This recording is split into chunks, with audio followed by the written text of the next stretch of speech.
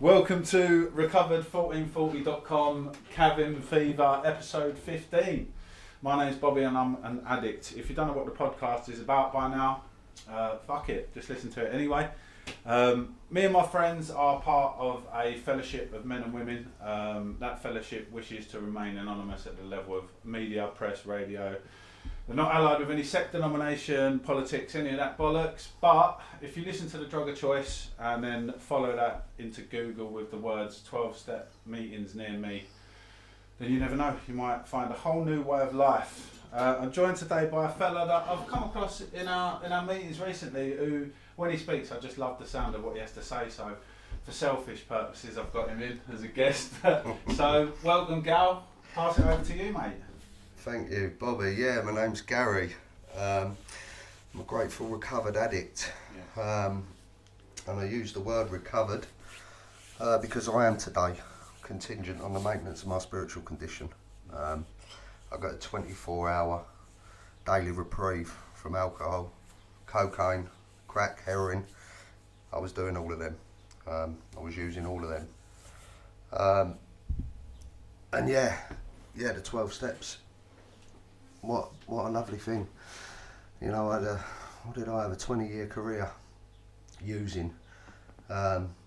Started off with alcohol and I loved it. I loved alcohol because it took me out of feeling the way I did. It made me confident, enhanced my ego, made me sociable. You know, I was probably a little bit introvert and I loved it at the start. I did love it. There was no consequences.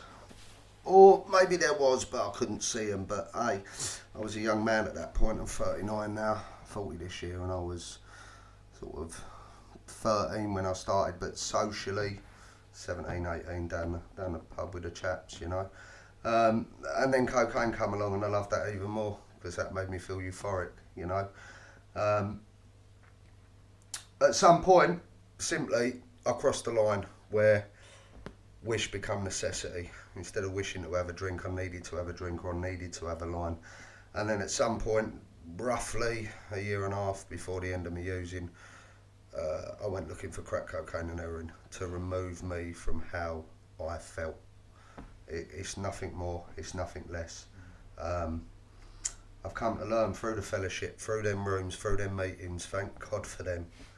They was a part of what saved my life. Do you know what I mean? There is, so we've got an illness that we can't see, first and foremost. You know, this was shared with me the other day. Everything I share as well, you know, I'll touch on my personal story, but everything else I share is what I learned through the big book. Fellows who share my illness in them rooms. And I need to remember that because my ego wants everyone to think that I've invented all of this, and that I'm the bollocks, and I'm the one and only, and I'm not. Simply, the book says I have to smash my ego to bits, continuous, because my ego will put pride. My pride and my ego, I will put that before a fall, and I fell many times, do you know what I mean? I did. And it's not like that today. It promises a happy, joyous and free life, and I don't sit with a Lamborghini, a top of the range motor, you know, all these lovely women around me, you know, that's perception. A lovely life today is I have my daughter stay with me every couple of weeks. I've got a partner who I've been with, who I've made amends to. I'm part of a community, and I help others, whether it's in them rooms or whether it's just in general life. I help others, and that is that fulfills me. And I'm just happy with that, is simplicity. You know, what I've come to believe, addicts, we're not bad people. You know, we make bad decisions based on our illness that have bad consequences. We're not bad people, you know. There's a stigma attached to it, but we're very sick people. And like I said, we've got this illness that we can't see. It says an obsession of the mind that leads to an allergy of the body. But the book also says, the big book, it also says that we're spiritually sick. We have this spiritual malady that our illness is centred in. And it's a fault, belief, emotion, spiritual malady. It's centred in our thinking. You know, the book says that we're spiritually blocked off from the power of God. Well, in my thinking, in addiction, yeah, I am.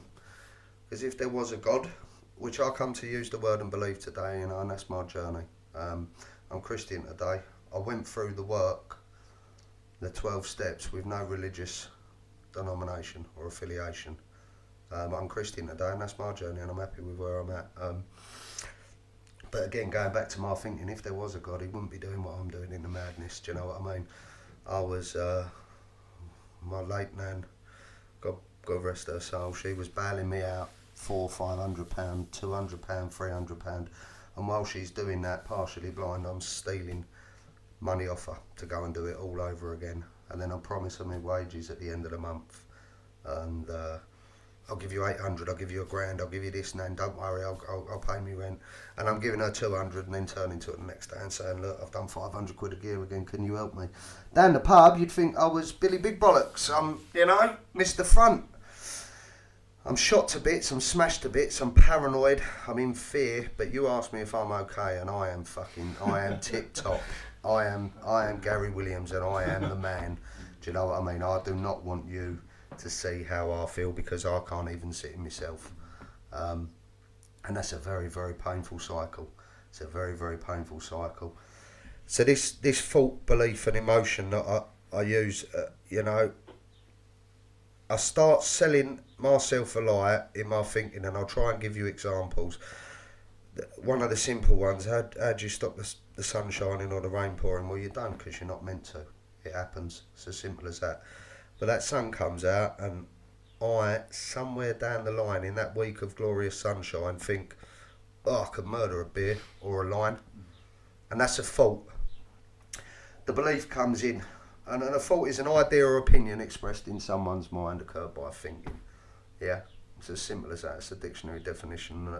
The belief then comes in that during this sunny spell, I can sit in a beer garden and drink like a gentleman, maybe just have half a gram.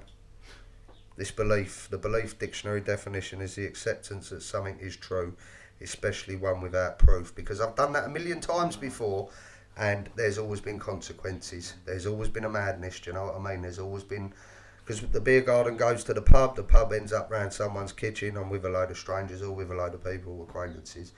I don't call the people I used to get on with friends. They were using buddies. It's as simple as that. They're not in my life anymore. Without sufficient force of the consequences of yesterday, a week ago, a month ago, you know, and I will highlight some consequences. I don't like to get too drawn into them, because we've all got them things. But I believe that I can drink this time, and it's going to be different. You know, I believe that I can drink and use like a normal person. And quite frankly, I suffer with the illness of addiction, the disease of addiction. Not a physical illness. It's not physical, it's a spiritual illness. And so I go ahead and I do that, and it never works out. With the progression of my illness, the consequences grow. But I still continually try the desperate experiment of the first drink or the first line, with the belief beforehand that this time it's going to be different. And it isn't, is it? You know, if you suffer with the same illness, hopefully that relates to you, because it never is. And what's the emotion I'm in? Well, the emotion on a sunny day is I feel good. I feel good. If it's raining, I think I'm the only person in this country that's been affected by the weather that day. Oh, I've got wet today. Not, you know, forgetting the other 10 million people that have got pissed on as well. But it's all about me, because I'm selfish and I'm self-centred. Oh, I've got wet today. I deserve a beer. I deserve that. There's my fault again. That's my thinking. No one's telling me, gal, Rain today, you should go down the pub, mate, smash yourself to bits. It starts with a thought that comes into my head. And then the belief. I start selling myself a lie in my thinking. Because I think, oh, it's rain today. Wow, I need that beer. I deserve that beer. You know, forgetting about every other person in the world, because I can't see them. I can only see me. I'm selfish, self-centred. It manifests in my ego. The belief comes in, yeah, gal. Yeah, I'll tell myself. Do you know what I mean? And then I go and do it again. I wake up next morning and ask myself, how has that happened? And eventually I couldn't answer the question. I knew I was an addict. I didn't know the solution was in them rooms and through that 12-step recovery program and with the big book. And I'm so grateful for that today. Do you know what I mean? Again, I went to my first meeting in 2019 and I walked out and managed to convince everyone that it was a religious cult. No one in there told me that. There's a lot of people there with a long time of sobriety for different forms, alcohol, cocaine, crack, heroin, whatever it was. None of them have told me that. You know, the belief come when I said a prayer at the end. That's it. That's my thinking. It all centres in my thinking. So we have these things. So a spiritual malady, you know, a thought, belief or emotion. How do you stop that? Well, you don't. But I am, as an addict, I'm spiritually maladjusted to life because something will happen that sets about a thought in my head that I cannot let go of. And then it becomes a belief. And I draw a curtain in my head from what's real and what's false, and I can't differentiate the difference. And then an obsession derives from that spiritual malady. You know, most of the emotion I was in was fear of paying dealers, fear of losing my job, you know. This obsession sets about me that I need a drink and drug. Forget, you know, the two examples I give, but the sun and the rain, you know. It was if I was in pain, I wanted to remove how I felt. If I was euphoric, I wanted to increase the ecstasy. That was examples of how I'd drunk and used, or come to believe that I could, or should. But another thing, you know, simple things. We have these bedevilments, they're called, that attack. They're symptoms of our spiritual malady. So I'll try and highlight a few. I'm a prey to misery and depression. Yes, I was. I'm selfish, I'm self-centred. It's all about me. I'm the only person. Yes, I was. I'm having trouble maintaining personal relationships, friends, family, partners. Yes, I was. Can't seem to be of any use to anyone. Yes, that was me. Living like a tornado through the lives of others. Well, yeah, I caused a lot of pain, a lot of misery. We do. We don't intend to, but it's our illness. Whether or not we mean to, it does happen with the illness that I suffer and we suffer. And these bedevilments, they attack my spiritual malady. They are symptoms of my spiritual malady. Something will happen, like the rain. I'm a prey to misery and depression. Oh, God, so gloomy. I feel gloomy. You know, I seek validation from people to tell me how good I am. I can't take criticism, and yet I can't take praise either. Do you know what I mean? I can't take any of it, but I want validation from I'm seeking you to validate how I feel, because I can't do it myself. And they attack my spiritual malady. I'm spiritually maladjusted to life. My thinking does not let go of something that may have happened an hour ago, 2 hours ago. I'm stuck in that moment and I keep turning it over. Like, for argument's sake, you hear something mentioned at work. This is me. You hear someone say something at work. Your name's not been mentioned, but my thinking is, oh, was they talking about me? That's my fault. That's at first my fault. There's where the illness, I've come to learn, is centred. Were they talking about me? They haven't told me they're talking about me. It's a thought in my head that then becomes a belief. Yeah, they was. And then I'm running 1,000 different scenarios of me either getting amongst it with them, and I can't fight for shit. You know, I can't fight for shit. But my ego tells me I'm going to knock out the biggest man in the room. I'm not, quite simply. And then I come to believe. And I run X amount of conversations, who knows, that they've had. None of them are true. Their life has gone on. They're carrying on with their work or they've gone home for the day, but I am stuck in that moment that is all about me. I go into self-pity, self-seeking. I'm selfish. I can't see another way that scenario could have run. Like, generally, a normal person who I don't use the word normal because we're not abnormal, but a person who doesn't suffer with my illness, let me correct that, would just dismiss it and go about their life. But I am stuck in that moment that at first arrived from a thought in my head that become a belief. And the emotion on that is fear. Fear of being not good enough. Fear of being exposed. Do they know what I'm doing? Do you know what I mean? Because I know what I'm doing, but I don't want you to know what I'm doing. I'm in fear. Then bedevilment's driven by 100 forms of fear. And the word driven is ever so important because that means I'm the passenger. That means I am the passenger. Yeah, driven by 100 forms of fear, as the book says. I'm the passenger of my own deluded mind. I have a peculiar mental twist that makes that scenario that I just said all about me when it may have never ever been about me in the first place. But I can't let that go. And from that spiritual malady and obsession derives in my head, which preoccupies and keeps intruding my mind continuously. It does not let up. And then while that obsession is going on about something which may have never happened, with my illness another obsession pops in that I need a drink or drug to remove how I feel, because I cannot sit in this anymore. And that obsession is so intense, it doesn't let up. If it lets up for a minute, I'll try and do anything to take it away, but it's going to happen. It's going to happen because on self-will and self-knowledge, I can't suffice with the illness I suffer. I think I'll just do that to, I'll just go for a walk. I'll go for a walk and walk to the shop. That's where I'm going to go, do you know what I mean? While that obsession's attacking me, there's another obsession that comes in as well. I believe that I'm going to be able to do it this time and it's going to be different. And without sufficient force, like I said, of the consequences of even yesterday, I'm rendered powerless. Because there's my step one, I am powerless. Not to use a drink and drug. They were never my problem. They was a solution to a me problem, a thinking problem. I've got this thinking problem that I've come to learn and realise that I didn't know existed, that I continuously treated with a mind-altering substance. And when I break that down into simplicity, that is fucking insane. I've got this thinking problem. I thought cocaine and alcohol were my problem. No, they was a solution, because I sought them to get out of me.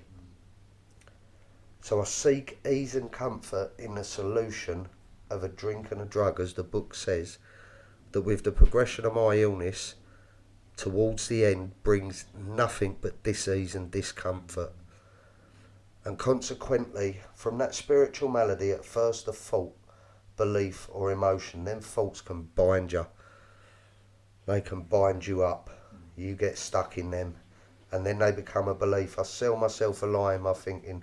I buy the lie in my belief. Usually my emotion was one of many forms of fear. But my ego comes out because I'm selfish and I'm self-centred. And I have to, when that obsession's on me, drink and use. I seek ease and comfort in a drink and drug that brings me nothing but dis-ease and discomfort. Consequently, with the illness we suffer, this phenomenon of craving develops, and I believe it was long before I put a drink and drug in me, the phenomenon of craving starts developing in my obsession, because I'm thinking about the one time or maybe the 10 times that it was good. I forget the other 10,000 that it was horrendous. I'm powerless to me thinking, and we have an allergic reaction, a hypersensitive reaction that can't be explained, because I put one in me and it's too many, and 1,000's not enough. That's what I come to realise, because the minute I put one beer in me, one line in me, no matter what it is, I cannot stop. I try not to overcomplicate it with the illness I suffer. It's that simple. And I roll around in self-will, self-pity and self-knowledge, and by that I mean I go, that's the last time I'm doing that. Fallen through garages, got arrested, failed relationships, lost jobs, failed family, moved 15 times, you know, geographical. Yeah, I'll go and move, I'll get away from these people, these are making me sick. No, I'm sick. I'm sick because I'll move to a different location, then I go looking for people. And addiction, I found, is this belief that something outside of me can fix something that's wrong within me. And I can't find it, and this is from experience, in any new car, new gym membership, new job, new home, no drink, no drug, but I continually search validation. I'm self-seeking. I continually search a validation to validate this emptiness that's still there. They worked, some of them, for minor amounts of time, a few days, a week maximum, but the emptiness returned. That hole in my soul that people use, because that is where it is. That is where it is, and it's not like that today, you know. And I thank God for that. I thank the fellowship for that. I thank the book, a book that was written many years ago. And it's not even the whole book. There's 164 pages that change your life if you do it fearlessly and thoroughly. And as addicts, we overthink things. What does fearlessly and thoroughly mean? You know, what wouldn't you do to use? And that stuff's killing you. Do you know what I mean? So do this, and wow, yeah, it's a different life. It's a beautiful life. It's a freeing life. I don't have everything I want. That was my perception. I have everything I need today just to be humble. I'm a better person. I live by a spiritual set of principles, and I'm not perfect. Oh God, I'm not perfect. I have really bad days. But they all start as a thought in my mind. Do you know what I mean? These bedevilments that attack my spiritual malady, they are classified as restless, irritable, and discontent. So restless is a sense that something is missing always. Irritable is I'm easily annoyed. And discontent means I'm never satisfied. No matter what I do, no matter what I seek, if I can see it, if I can sniff it, if I can put it on a pipe, because I did, it ain't going to fix me. It's not going to fix me, you know. Even drink it, it's not going to fix me. I'm never satisfied. And I am today. Like I said at the start, I get a daily reprieve contingent on the maintenance of doing what was suggested to me. And it's such a beautiful life, you know. I try and look at it. I try and relate it to something. So I shared this the other night. You've got a busy 8-lane motorway, and at the end, at the other side of it, I'll use me as an example. There's a crack pipe. There's beer, K-cider. I was on. You know, I didn't discriminate. Or grams of cocaine, and it's a really busy 4-lane motorway either side. I'll cross that fucking motorway. In my madness, in full flight from reality addiction, I will risk my life to cross that motorway, all 8 lanes, to get to that stuff, because I've got that obsession that's inevitably going to kill me. We don't have a timeline with our illness, a time frame. It takes lives every day. I hear about it all the time. God rest them people. Hope they found peace now. You know, or I can stop, do a 180 and take 12 steps, and I'll never have to cross that fucking motorway again. And that, I try and keep it simple, because I found with addicts, myself especially, we are so overcomplicated thinkers. We'll make hard work out of anything, and that's not because, you know, we'll overanalyse, we'll over criticise. You know, I used to, oh God, I've got respect today. I've got respect for myself, and I never used to respect anyone or anything because I didn't respect myself. Ever so important. You cannot put out what at first doesn't come from within. And that book, them rooms, them steps, I follow them every day. And I thank God, because I've got, I cannot describe it. It is better than any drink or drug I have ever done It's just peace. It's just peace. And like I say, I'm not perfect. I am far from it. You know, I don't profess to be, but I'm willing to admit my faults and failings. And in that day, I don't sit on things. You know, sometimes maybe a little bit longer than I should, but at some point, usually during that day, if I have messed up, I'll come forward and apologise, something I could never do, you know. And it's simple, isn't it? It's, I'll say it's simple. It's no harder doing that piece of work, getting to them rooms. It is no harder than carrying on as you are if you're still struggling and hoping on your will and your knowledge that it's going to change. Because like I did, telling yourself, I'll just stop after this session, I'll give up next week, I'll give up at the end of the month when I've paid my dealers off. Every new year I'll stop for the new year, and then 4 o'clock on the 1st of January I'm still going, and then 4 o'clock the next afternoon I'm still going, and then I was like, well, the year's gone, I'll stop 29th of July for my birthday. Self-will and self-knowledge, it doesn't suffice. And I'm blessed to know you, Bobby, a fellow and a friend. It's a lovely service that you asked me to come and do, mate. I'm ever so grateful, and I hope someone, even if just one person's taking something from what I've said, and they get to where they need to be, as I did. And I didn't get it at first, but look, we're not perfect. I got it eventually, and I share the message. I share experience, strength and hope. That's a success for me. God bless you all. Bobby, thanks for your time. Mate,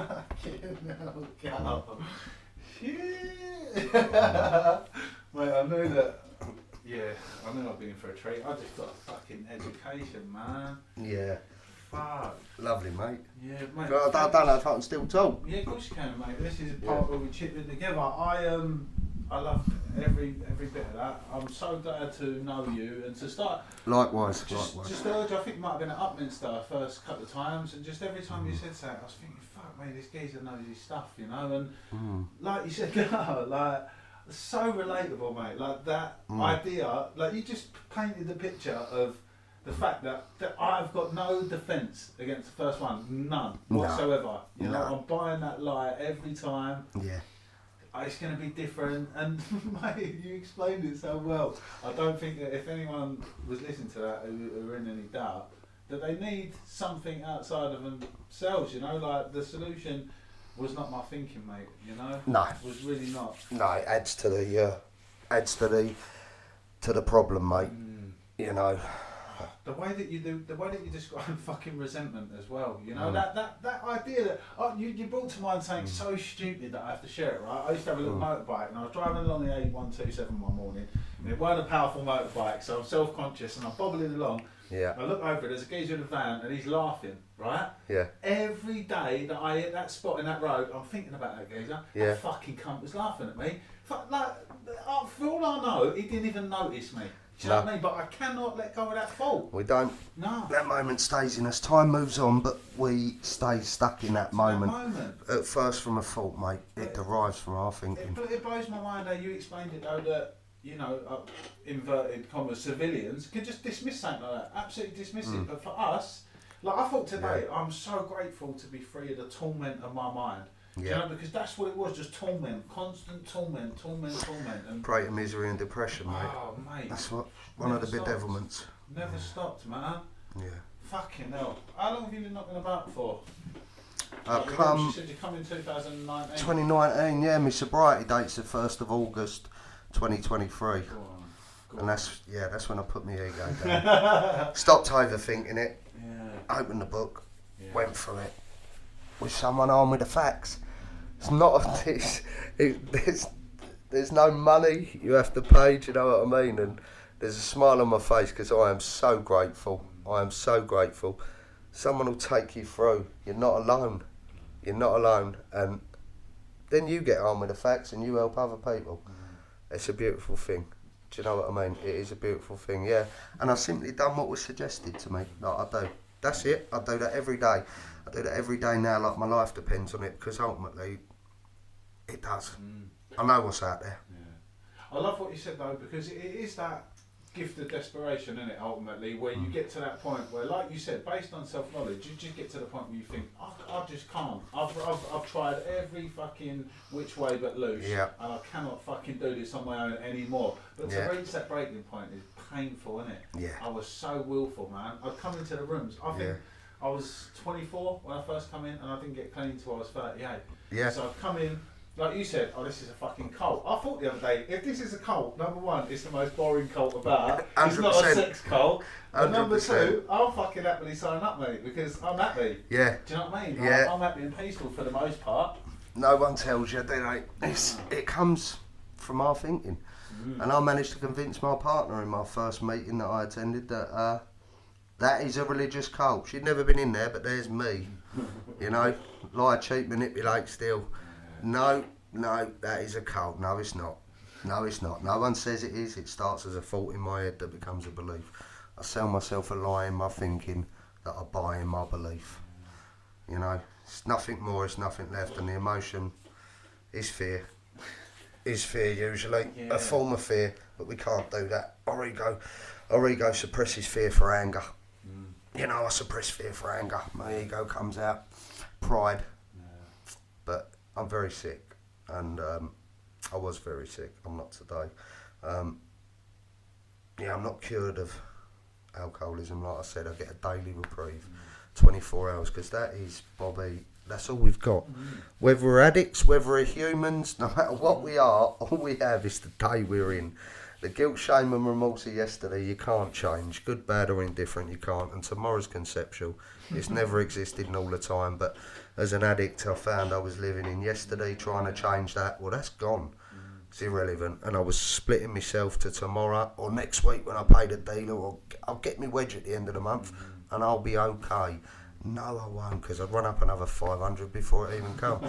And I lose today. And they call it the present because it is a gift. And this is the only day you need to worry about.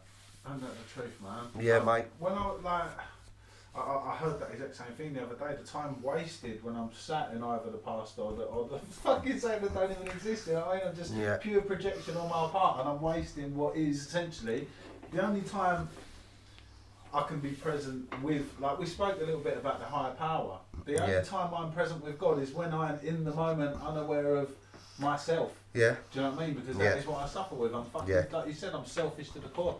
Selfish to the core. I need to find a way to get out of that, you know? 100%, mate. 100%. I love what you said about being driven by 100 forms of fear. I'm the passenger. Fucking we are the passenger. Yeah, someone shared that with me. Been around a long time. I don't take credit for that. Like I said, my ego wants me to go, that's on me. That's me. No, a fellow shared that with me, and that is what that's about, talking to people who share our illness. Do you know what I mean? You get that fellowship, and it's okay, because we're not, as our fault, I'm the only one going through this. I come to learn there is a lot of us around. There is a lot of us about, do you know what I mean? And that's okay. Hopefully, probably, like yourself, Bobby, I hope to help some of them people that find them rooms. You know, that's service. That's service to others. I know that you do though, that you're a strong voice in the rooms, do you know what I mean? Strong voice, and I know that everybody that I know look up to you. I didn't know I was full of fear. Do you know what I mean? I didn't know that, did you? I knew I was a bit cowardly, like in certain aspects. I was always frightened of physical confrontation. Me too. Like violence or anything like that. But I didn't know I was absolutely terrified of everything. And I love what you said as well. I can't take criticism and I can't take praise. No, neither. I'm scared of success and I'm scared of failure. Nothing's ever good enough, mate, is it? Nothing, because I don't know, I couldn't validate myself. I looked for validation.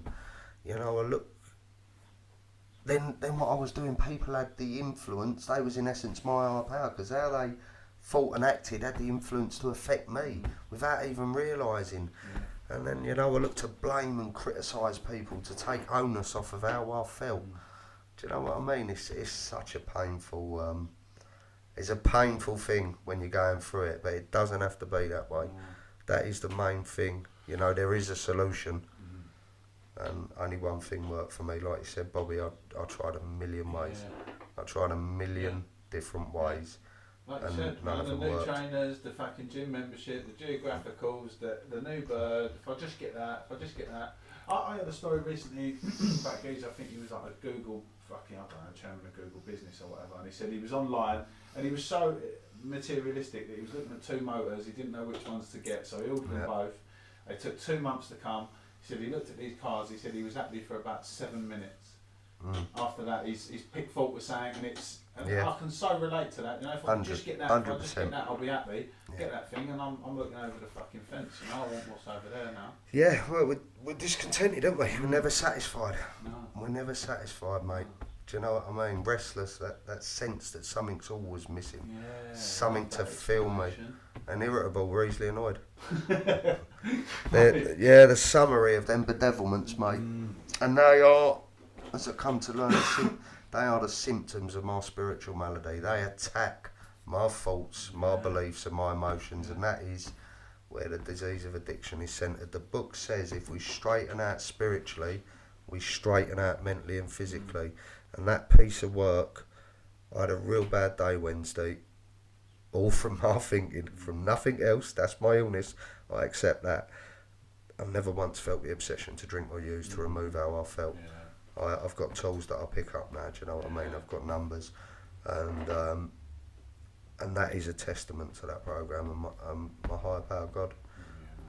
Do you know what does for me is like, I come in and I think, like, I just wanted a fucking injection or something, or like an implant in my stomach to make me stop fucking taking cocaine, because I can't stop taking cocaine. Yeah. But I come in and what I actually get is an education on myself, complete, full, comprehensive picture of who I am on a daily basis. Like, I've only really started getting into like consistent inventory of a night, and that's only because I'm in a group with another couple of fellas and I've got a bit of accountability now. It's important. Because I'm lazy, right? I get to 8 o'clock, I think I can't bother doing Tick that. box. And then ping, their one comes on and I think, right, I've got to do it. But to look at my behaviours every day and see myself in black and white is a real eye-opening experience. You know, these are like practical tools to help me live my life, innit, and see where I might be going wrong and to see where I might be going right as well. Definitely, mate, definitely. You know? And it's like you said, that illness, you just want that magic pill. There is no pills for spiritual sickness in boots, mate. There's no pills for spiritual sickness, do you know what I mean? Someone shared with me the other day the advancement of the physical illnesses of like cancer, dementia. They've come on from when that book was first written, and yet the illness we suffer with, you know, addiction, there's still nothing really. You go to a doctor's and they'll tell you to go to one of the rooms or to rehab. There's no pill, you know, there's no injection for the spirit, because the symptom can only be identified, it can't be seen on an x-ray. Our illness can't be brought up on the x-ray, it's in our mind. Do you know what I mean? It centres in our mind, you can't see it. And that's what baffled me for so long, because I'm treating this thinking problem I've got with a mind-altering substance. And that's 20 years of that, mate. Can you imagine? Temporary relief, isn't it? Yeah. Temporary relief. And in the end, it don't bring it, does it? No, it don't. It It don't stops bring it. doing what the fucking said it would on the tin, didn't it? If it kept doing what it said it would, what's it called? The rapacious creditor. Do you know what I mean? Like a boomerang that comes back. Like, fucking hell, boy. The things it stripped me off. Do you know what I mean? Like you said, I've got my respect back today, and I love that. Like, I've got my pride and my dignity. I'm not going down fucking ashtrays for fag butts or walking down the street looking for fucking dog ends. Do you know what I mean? And done that. Done that, mate. Fucking took me, mate. Do you know that? The gates of insanity or death, mate. You know, it's that illness with which we suffer. You said that you're Christian now.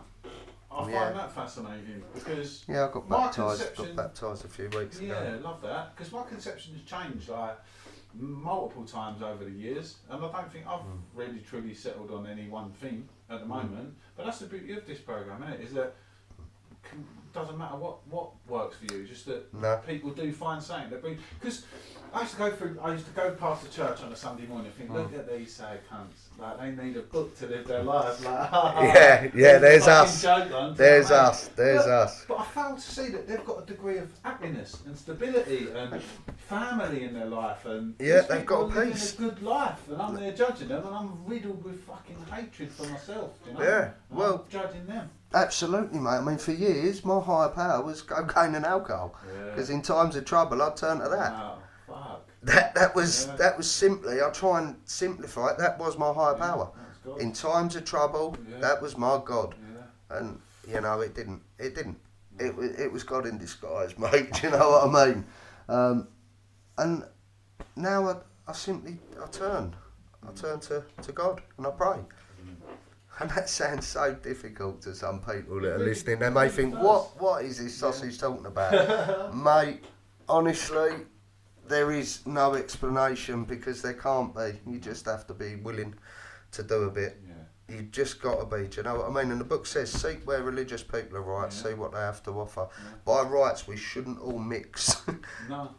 And we've got a fellowship that we do because of the common illness. And then people go on their journeys and that's beautiful. Everyone's still individual. Yeah, everyone can have, you know. There's nothing to rub anyone up the wrong way in the rooms. No, I've done that. There's chapters about that. Do you know, everything is answered in the book. Yeah.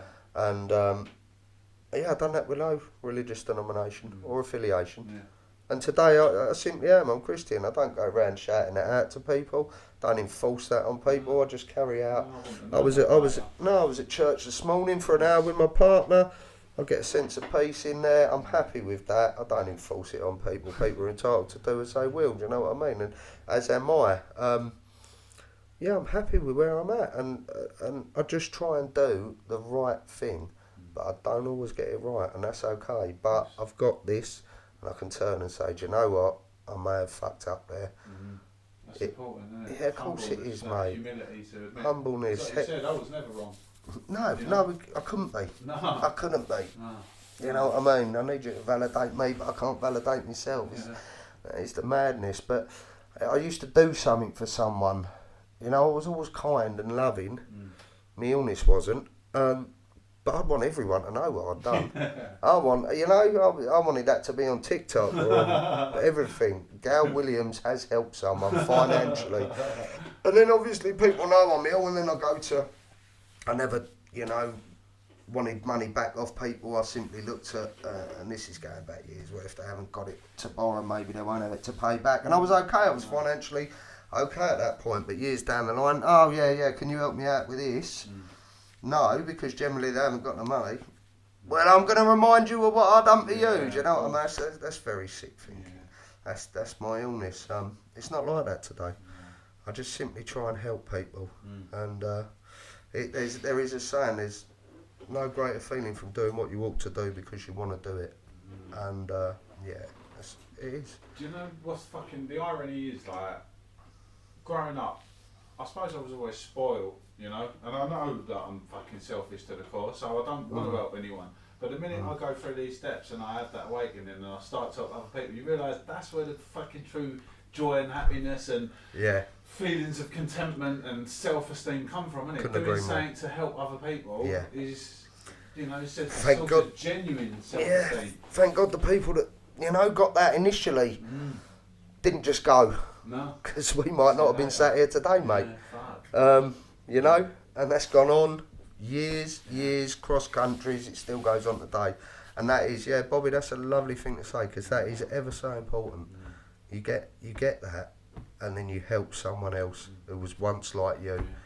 You know what I mean? Because you share the same illness. It's brilliant, mate. It's brilliant stuff. Yeah. I was never interested in that aspect of the programme. I used to just get to the meeting just as it was about to start, listen to the message and quickly fuck off. Didn't want nothing to do with anyone in the rooms. But today I've got people, I didn't realise we've got a mutual friend from over Ockenden way. And, really? Yeah, I think so. I think you've known him your whole life. Probably. And more than likely. But like you said, we're everywhere, aren't we? We're like the mafia. Once you're in and there's only one way out. But I walk down the street, people be in the cars, you see them everywhere. Lovely, isn't it? It's beautiful. It is lovely. That sense of community. And, Yeah, it's a fellowship. Yeah. And it is. There's friends all over the world, mate, that I haven't met yet because I haven't walked into the room where they are. Yeah. Do you know what I mean? Someone shared that with me, and it does. We've got friends all over the world. We just haven't met them yet. And it's genuine. Yeah. I needed to get down to Basildon Hospital the other day for something, and one of my fellow friends took us. You know, I rung up a couple of people. Some were busy. That's okay. And yeah, one of my fellows, and he, instead of just dropping me, he went round to one of another fellows who lives in that area, had a catch up with him, come back and dropped me home. And that, you know, that's not saying selfish, just what happens. You know, you do or die hards in your kitchen at 2 in the morning. Course I'll take you tomorrow. Yeah. You know what I mean? Yeah, I'll do anything for you. I'll die for you, brother, and all that nonsense. Do you know what I mean? They ain't there the next day when you ring them. The phone's off, or they've had some madness go on as an excuse. You know how it goes. I used to do it myself. I was guilty of it as well, you know. But yeah, it's not like that. It's beautiful. It's a beautiful thing, mate. Friends and fellows everywhere. I love what you said as well about like, this ain't any harder than carrying on as we were. Do you know what I mean? Because I don't know what that fear is. Do you know that I've got to come in and actually do something, or perhaps take responsibility or whatever. They kept me out of there for so long. But fucking hell, you know, like people say, come in and put the gun down. The war's over. Like surrender, mate. Battlefield in the mind. Battlefield in the mind, mate, isn't it? Stop fighting, and I'm there like, fucking kicking and screaming. Calm down, mate. It's over, you know. It is like that, isn't it? Like, come in, you surrender. Surrender for once. Yeah, you have to concede to the fact. Do you know what I mean? Yeah. You've resisted it for long enough. Just concede. And I knew I was an addict. I just didn't know what to do. And even like someone shared with me, my best thinking in my 20-year career got me inside one of them rooms. That was my best thinking, you know.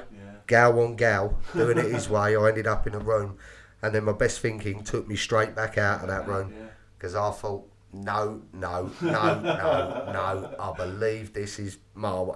And then, you know, I flirted around with the illness I suffer. Meetings, they'll keep me sweet.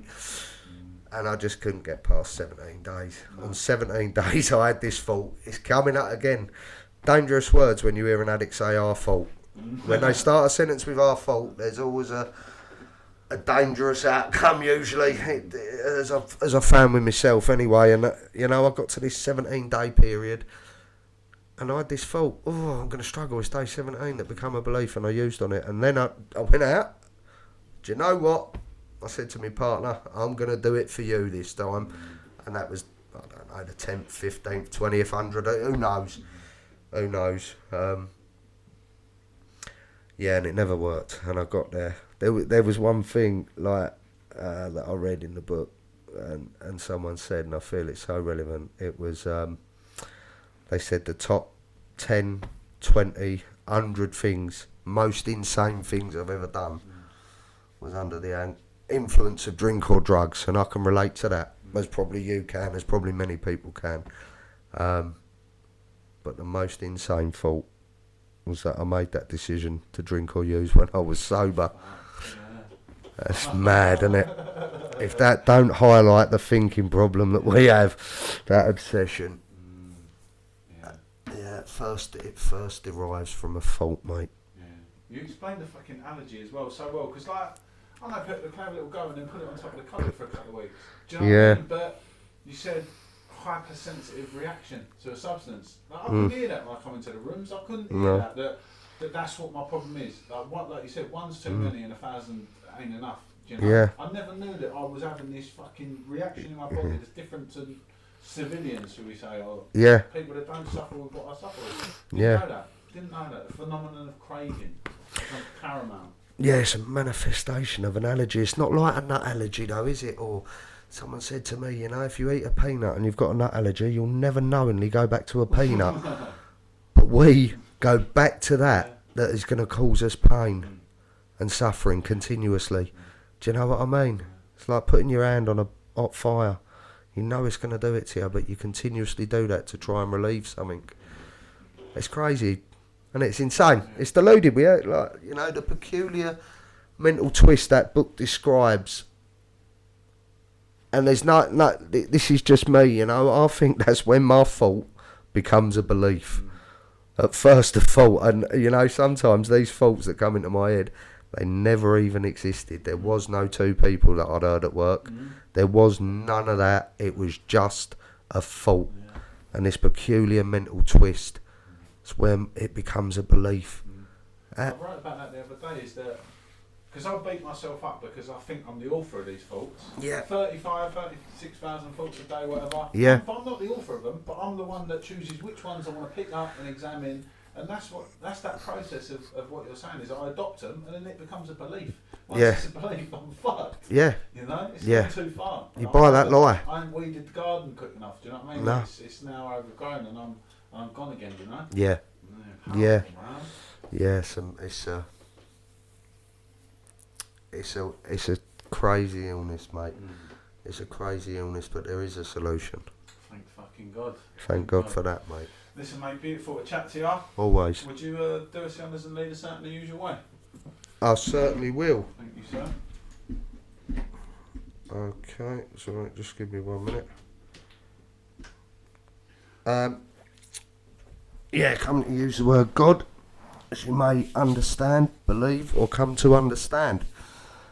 God, grant me the serenity to accept the things I cannot change, the courage to change the things I can, and the wisdom to know the difference. Amen. Thank you very much, my brother. Thank you, mate. Beautiful. We may refer to the source by different names: God, a higher power, the Holy Spirit, or perhaps the cosmos. This source is the entire universe, the unified field, everything that is beyond the perception of the five senses.